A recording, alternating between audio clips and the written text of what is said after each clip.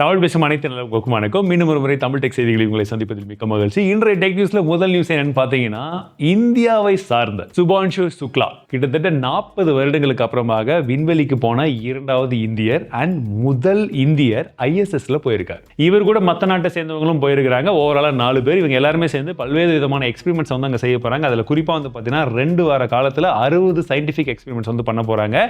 And ISRO சார்ந்த ஒரு 7 எக்ஸ்பெரிமெண்ட்ஸும் அங்கே நடக்க போகுது. நத்திங் ஃபோன் 3 உடைய டிசைன் பார்க்கறதுக்கு இப்படி தாங்கோ அப்படின்றது மாதிரி காமிச்சிருக்காங்க. ஆக்சுவலி பார்க்கும்போது உங்களுக்கு தெரியுது, எஸ் நம்ம வீட்டுக்கு முன்னாடிலாம் கட்டி வைப்போம்ல அந்த திருஷ்டி பொம்மை, அந்த மாதிரி தான் இருக்குன்னு ஆன்லைனில் நிறைய ட்ரெண்ட் பண்ணிக்கிட்டு இருந்தாங்க. பட் ஆக்சுவலாக பார்க்குறதுக்கு இப்படி தான் இருக்குது. பட் இது உண்மையாக பொய்யான்னு தெரியல. ஏன்னா பொய்யா இருந்தாலும் பப்ளிசிட்டி, உண்மையாக இருந்தாலும் பப்ளிசிட்டி. பொய்யா இருந்துச்சுன்னா நல்ல ஒரு டிசைனை காமிச்சு பார்த்தீங்களா அதெல்லாம் ஃபேக்குங்க, இதுதாங்க ஒரிஜினல்னு சொல்லி இன்னும் கொஞ்சம் பப்ளிசிட்டி ஹைக் பண்ணிக்கலாம். பொய்யா இருந்துச்சுன்னு வச்சுக்கோங்க, இல்லை உண்மையாக இருந்துச்சுன்னு வச்சுக்கோங்க, அதுதான்ப்பா டிசைனு. நாங்கள் வந்து அன்ஃபெமிலியரான விஷயத்தில் வந்து பழகிறோம் பார்த்தீங்களா, எப்போவுமே சிமெட்ரிக்காக இருக்கணுமா, ஏன் இந்த மாதிரிலாம் இருக்கக்கூடாதா அப்படின்ற மாதிரி கூட இதை கொண்டு போயிடலாம். யார் நம்ம கால் பாய் ஆச்சே, மார்க்கெட்டிங்கில் கிங்கு. அண்ட் மற்றபடி இதில் என்ன வந்திருக்குன்னு நமக்கே தெரியும். LTPO display 1.5K ரெசல்யூஷனில் Snapdragon 8s Gen 4 வந்து கொடுக்க போகிறாங்க. 3 50 மேப்ஸ்க்கான கேமரா, அதில் 1 50 மேப்ஸ்க்கான பெரிஸ்கோப் லென்ஸ் அண்ட் 5 இயர்ஸ்க்கான OS அப்டேட், 7 வருஷத்துக்கான செக்யூரிட்டி அப்டேட்டை தர்றதா ஏற்கனவே ட்விட்டர்லாம் அனௌன்ஸ் பண்ணிட்டாங்க. மற்றபடி எப்படி இருக்குது டிவைஸ்ன்னு பார்க்கலாம். அடுத்த வாரம் லான்ச். ஃபோன் இன்னும் எனக்கு வரல, ஸோ தெரியுது. ஏன்னா நிறைய பேர் தெரியாத மாதிரி வீடியோ போடுறாங்க. நம்ம தெரிஞ்சு சொல்ல முடியாது, தெரியாமல் தான் சொல்கிறோம். டெலகிராமில் நம்ம நிறைய பாட்ஸ் யூஸ் பண்ணியிருப்பேன். உங்களுக்கு ஃபேவரட்டாக பிடிச்ச யூஸ் பண்ணக்கூடிய பாட் எதுன்னு கமெண்ட்ஸில் சொல்லுங்கள். மேபி அடுத்தவங்களுக்கு யூஸ்ஃபுல்லாக இருக்கும். பட் இந்த பாட் என்னடான்னு பார்த்தீங்கன்னா, இந்த பர்சனல் டேட்டாவெல்லாம் திருடுறாங்க பார்த்தீங்களா, திருடின அந்த டேட்டாவை விற்கிறதுக்காகவே ஒரு பாட்டான். 49 ரூபாயிலேருந்து 5000 ரூபாய் வரைக்கும் டிபெண்டிங் ஆன் த டீட்டெயில்ஸ்.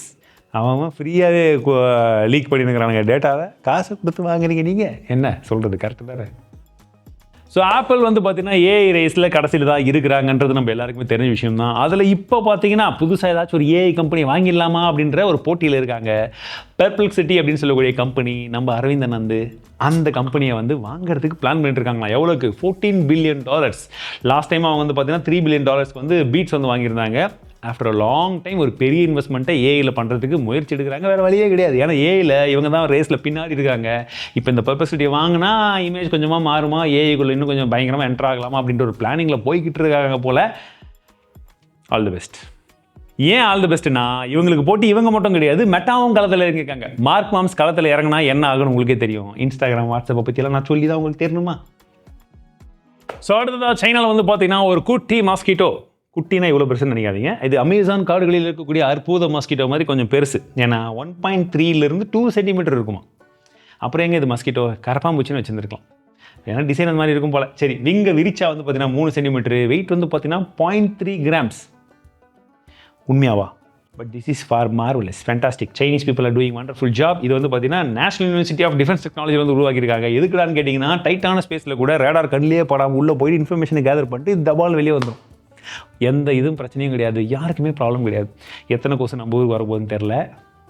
இதையும் தடுத்து நிறுத்த வேண்டிய கடமையில் நம்ம இருக்கிறோம். சரி, ஓகே, இதில் இவங்க மட்டும் தான் பண்ணுறாங்களான்னு பார்த்தீங்கன்னா கிடையாது. ஏற்கனவே இந்த மாதிரி பலவிதமான நாடுகள் வந்து முயற்சி எடுத்துட்டு இருக்காங்க. அதில் நார்வேவும் வந்து பார்த்தீங்கன்னா இந்த மாதிரி இதை விட கொஞ்சம் பெரிய ட்ரோனை வந்து உருவாக்கியிருக்காங்க. ஸோ இதெல்லாம் வந்து ஒன்லி டிஃபென்ஸுக்கு மட்டும் இல்லாமல் பல இடங்களில் யூஸ் பண்ணலாம். வேறு என்ன இப்போ அப்ளிகேஷன்ஸ் அப்படின்னு கேட்டிங்கன்னா, ஒன்று rescue mission, environmental monitoring and medical அப்ளிகேஷன்ஸ்லையுமே யூஸ் பண்ணலாம்னு சொல்கிறாங்க. அந்த மெடிக்கல் அப்ளிகேஷன்ஸ் எப்படின்னு கேட்டதுக்கு எங்கள் டீமில் ஒருத்தர் என்ன சொன்னார்னா, இந்த கொசு இருக்குது பார்த்தீங்களா, அப்படியே வந்து உள்ளே விட்டா அது எங்கே போய் அப்படி சரி பண்ணுமா, சரி பண்ணிட்டு அது வெளியே வந்துடுமா. ஆமாவா? அதானே சொன்னீங்க? அப்படி தான் அவங்க சொன்னாங்களாம், இவர் சொல்லலை. யார் அவர்னு கேட்டிங்கன்னா இந்த சோகம் பாய். ஷார்ட்ஸ் எல்லாம் பார்த்தீங்கன்னா தெரியும்.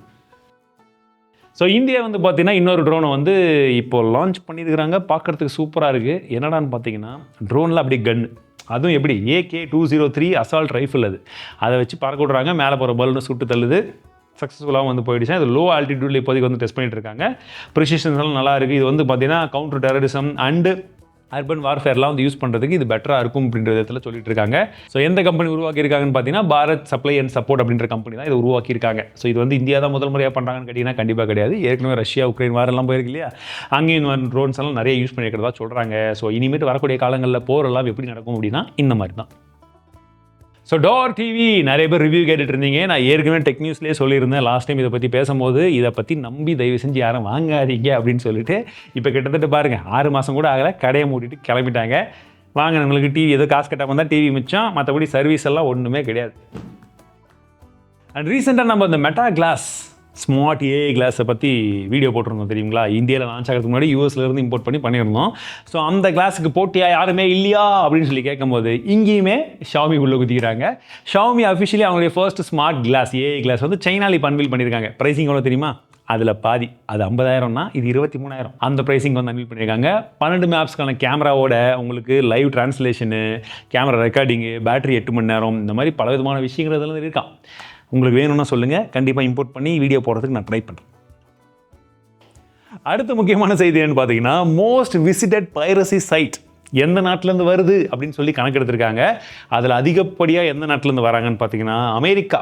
அதில் 12.33% வந்து அங்கிருந்து தான் பைரசி சைட்டை வந்து விசிட் பண்ணுறாங்களாம். இரண்டாவது மிகப்பெரிய இடம் ஆல்ரெடி கெஸ் பண்ணியிருப்பீங்க, நிறைய பேர் நம்பர் 1லேயே வந்திருப்போம்னு நினச்சிருப்பீங்க, இந்தியா தான். ஆல்மோஸ்ட் 8.12%. 3வது ரஷ்யா, 4வது இந்தோனேஷியா அண்ட் 5வது வியட்நாம். ட்ராயோடைய ரீசெண்ட் ரிப்போர்ட் பிரகாரம் எந்தெந்த நெட்வொர்க் வந்து கெயின் பண்ணியிருக்காங்க, சப்ஸ்கிரைபர்ஸ் எதெல்லாம் வந்து லூஸ் பண்ணியிருக்காங்கன்ற அந்த டேட்டாவை பார்க்கும்போது ரிலையன்ஸ் ஜியோ வந்து ஆல்மோஸ்ட் 27 லேக் கிட்ட கெயின் பண்ணியிருக்காங்க. பாரதி ஏர்டெல் 2வது இடத்துல 2 லட்சம். மீதி எல்லாருமே அடி தான் வாங்கியிருக்காங்க. அதில் பெரிய அடி யாருக்குன்றது பார்த்தீங்கன்னா MTNL and Vodafone idea.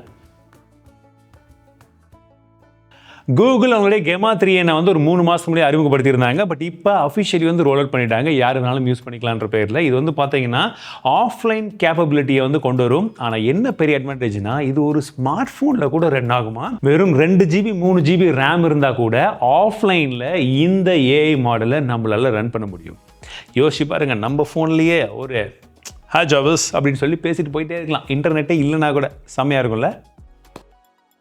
And குயிக்கான news என்னன்னு பார்த்தீங்கன்னா, Panasonic இந்தியா விட்டு வெளியேறதுக்கு வந்து தீர்மானிச்சிட்டாங்க. பட் இது எந்த செக்மெண்ட் அப்படின்னு பார்த்தீங்கன்னா washing machine and refrigerator and ஏசியில் இப்பயுமே இருக்காங்க. அது நல்லா தான் இருக்குது. அதற்கான காரணம் என்னென்னு பார்த்தீங்கன்னா 0.8% தான் ரெஃப்ரிஜிரேட்டர் வந்து ஸ்டாக்கே வந்து வச்சிருக்காங்க. அண்ட் வாஷிங் மிஷினில் 1.8% கிட்ட வந்து வச்சிருக்காங்க. இவங்க வந்து ஃப்ரிட்ஜு வாஷிங் மிஷின்லாம் விற்கிறாங்கன்றதே எனக்கு இப்போ தான் தெரியும். ஏன்னா மார்க்கெட்டில் இவங்களை எந்த ஷோரூம்லையுமே நான் பார்த்ததே கிடையாது. ஆன்லைன்லையும் பெருசாக பப்ளிசிட்டி வந்து கிடையாது. அப்போ எப்படி விற்கும்? கொஞ்சமாச்சும் மக்கள் கிட்ட வந்து நம்ம இந்த மாதிரி ப்ராடக்ட் வச்சிருக்கோன்றது எடுத்துகிட்டு போய் சேர்க்கணும் இல்லையா?